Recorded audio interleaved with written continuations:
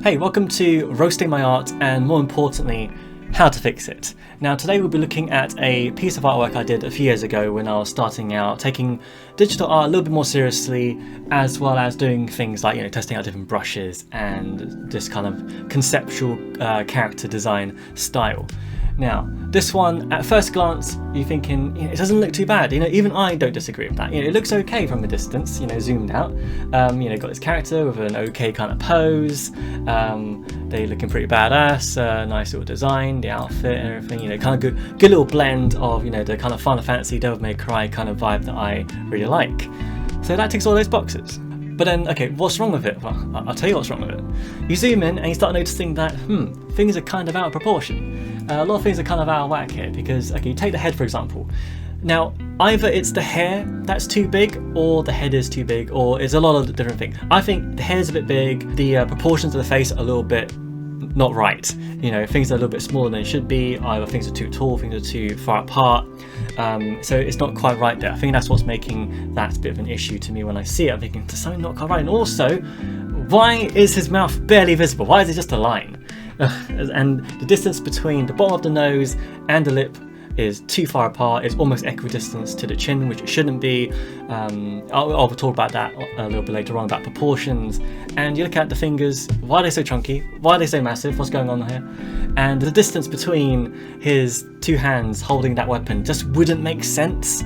Like, how would you get enough momentum and swing and holding the weight of the blade like that? It just wouldn't work practically. So little things like that are really important when you design a character, when you draw something, because it needs to, like I say in my other videos, it needs to be convincing. And that's something you learn over time. The more references you look at, the more real life sort of examples that you review and take note of, and you'd start noticing that certain things need to be a certain way. Another thing I think is a little bit strange about this piece is I think the lighting in general and the skin tone, because if he's being lit up by this sword, I think he'd be a little bit more vibrant. There needs to be a bit more life here. He looks a bit dull, a little bit dead. I think that's something that can be greatly improved on. And also the sword design, I could do something much better now. And also, something like adding a little bit of texture to the handle, like a bit of fabric maybe, just makes it a little bit more convincing. Right now it's just this weird polished pole that I don't know why that was the best I could do back then, but apparently that was. Now, apart from that, it isn't actually that bad. I am being a little bit too harsh here. Things like the folds on the shirt, those are quite convincing. I really like the design of the legs, especially the one with the red armor. I think that is done really well here because it just has that right amount of roughness, that kind of concept art style. I think works really well for the purposes of this piece of artwork. Again, you zoom out, it's not actually that bad. But yeah, once you look closely, it's not. Now, how do I actually fix this and improve it so that it's way better than what I have here? Well, first of all, I'm going to pretty much redraw the entire thing and start from scratch. I'm going to ditch this old one because it's a load of rubbish, and I'm sure I can do something way better this time around. Things I will be looking at fixing will include reducing and changing up sort of the overall hair, fixing the facial proportions, showing the lips this time, sorting out the skin tone, better lighting and effects, and maybe improving on the pose. Now, in terms of the line art here, I've redrawn the entire thing, and for the haircut, I've made it so that it's a little bit more tamed, a bit more relaxed, a bit more of a flow to it, making it a bit more, less or bulky in a sense, and giving a bit more curvature and a bit more of a natural, realistic look. In terms of the face, I've sorted out the proportions. This time we have, a nose that's a bit longer, a bit sort of bigger just generally, because the old one was just way too tiny and a bit squashed.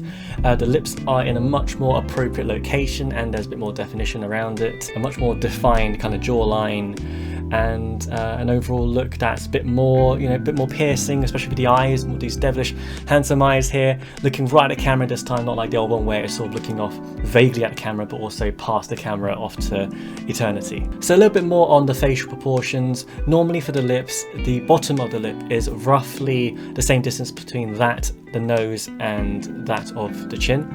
So if you get about there, then it's pretty much where it should be. In my previous one, it was first of all just a line, like what on earth is even going on here? it was just terrible. It was this weird, vague, like, sketch of a mouth, and there's no lips, no definition, but this time there is, so that's way better. And now on to the general kind of pose and composition of the piece. I've zoomed way in this time. We're much closer to the action. The character feels at the frame a lot more. It's not sort of far away and sort of floating around in the middle of nowhere like the last one. This time there's much more intent. It feels like an action shot. It feels like a camera taking a picture of this specific scene, as well as the fact that I've kept, you know, most of the outfit the same sort of design as before, with some minor improvements here and there. I've changed the way the cape is flapping in the wind. It's much more sort of curved now. It wraps around the image. It just gives it that kind of nice composition with the blade going at one angle, the legs following the same sort of angle, and the other leg kind of going to one direction, and the cape sort of, yeah, just kind of creating that kind of nice angular composition here. I've also brought the hands a lot closer together this time, so it's much more realistic, like it's holding a handle of a blade as opposed to the last one where it's too far apart.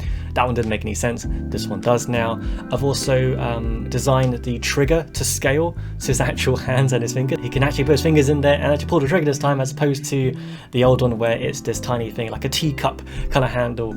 I have no idea what was going on in that one, but it's way more improved here. I've also redesigned the sword completely. It's looking way more badass now. It's kind of drawing elements from Devil May Cry, Final Fantasy, Kingdom Hearts, all the stuff I absolutely love, into a design that I think is way better than the old one. Now on to the base colours. I've kept most of the general principles the same, so red and black in their various sort of places, but this time, for example, for the hair, I've changed it so that to really emphasise the parting of it and the kind of flow, I've made one half black and one half red, just to really emphasize that. And things like the jacket, I've just swapped the black and red, so now the body of the jacket is red and the fabric on the ends are black, just to make the jacket pop a little bit more.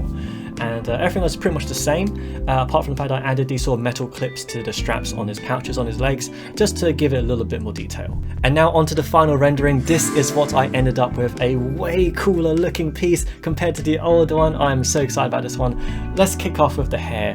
I mean, this time there's more of a sheen to it, there's a bit of a shine, a bit of a glimmer, as opposed to the old one where it was super flat and super dull. Skin tones, again, there's much more life to it. He actually looks like he's alive and there and ready to kick some butt, as well as being affected by the light around him, and it is much more realistic as opposed to the old one where it looks like he's been molded by clay. Like, I don't know what that was about. And for his eyes, I made it so much more vibrant and piercing, like he's looking right at you, and I did some texture to the cape just to give it a little bit of a different vibe to it, so that it's not all the same sort of texture.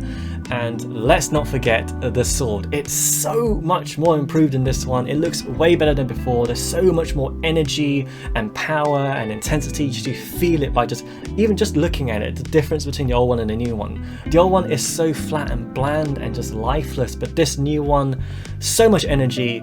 It's leveled up so much in every single way. The lighting is way more improved in this one. You can see it affecting the character, especially with that kind of orange, that really warm glow on him, on the parts that are being affected.